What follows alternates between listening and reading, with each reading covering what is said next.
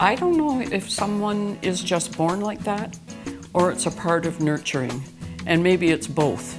His involvement sort of takes a gambit of young right through to the elderly. And everything that he does, he's very effective at.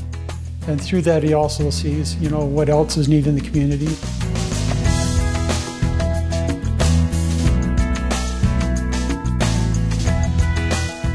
Mel and the people like him in the community are extremely important.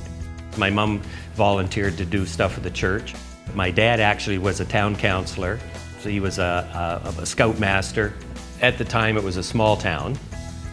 When I was in high school, I volunteered to help with the dances and things like that. Prior to that, I was a scout and a cub. Small community, you knew a lot of people. It's just Paris. Yeah, so I started with Paris minor hockey. I met Mel in 1979 as a member of the Paris Athletic Association. Mel was a goaltender and coach for the teams that I associated with. If hockey was going on, Mel was there. He was the type of coach every parent would want their child to have. From there, I coached with different teams in Paris minor. I actually was in St. George for about 7 years. He was known to put on his goaltending equipment and go out and show the kids rather than just stand there and say, you should do this, this, and this. He'd go out and show them. He just was a good role model. It wasn't necessarily coaching the hockey aspect, it was coaching life. Professionally, Mel was on the Paris Recreation Advisory Committee. One of the major projects was the purchase of 54 acres of land at Green Lane Park, where the soccer pitches were put in. Since that time, he's been with the Paris Recreation Advisory Committee under the county, and he's been the chairman for the last several years. Mel has been a member of the Paris Optimist Club for 40 years, and he has been president twice. He's been treasurer for 2 years, I believe, and he's also been secretary, and he's worked on many committees that we've had. Well, the gentleman that got me into the club, it actually was Marilyn's husband.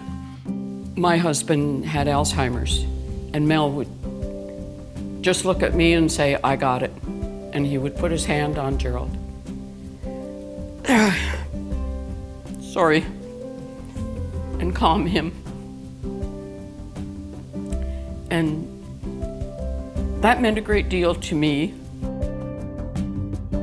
There's different things that the club did for the community, all based towards kids. One Optimist affects the life of 33 children in the community every year, so it makes a huge impact. If we didn't have volunteers, a lot of the things that happen in the community would not happen.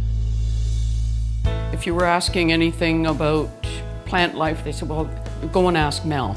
So I belong to the Paris Horticultural Society, and the mandate is to promote and beautify your community in whichever way that you're able to. Actually, it was my wife that said, I think you should volunteer for that. So I did. So I volunteered to be an assistant district director, and I've been president of the Paris Club a couple of times. I just feel that if you live in the community, you should be involved in the community. The seed was planted by somebody, and he has helped the seeds to grow.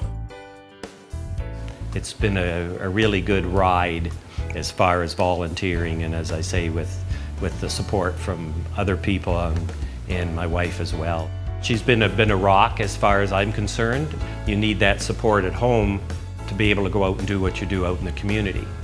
I think it's very important volunteer role, especially like a person like Mel.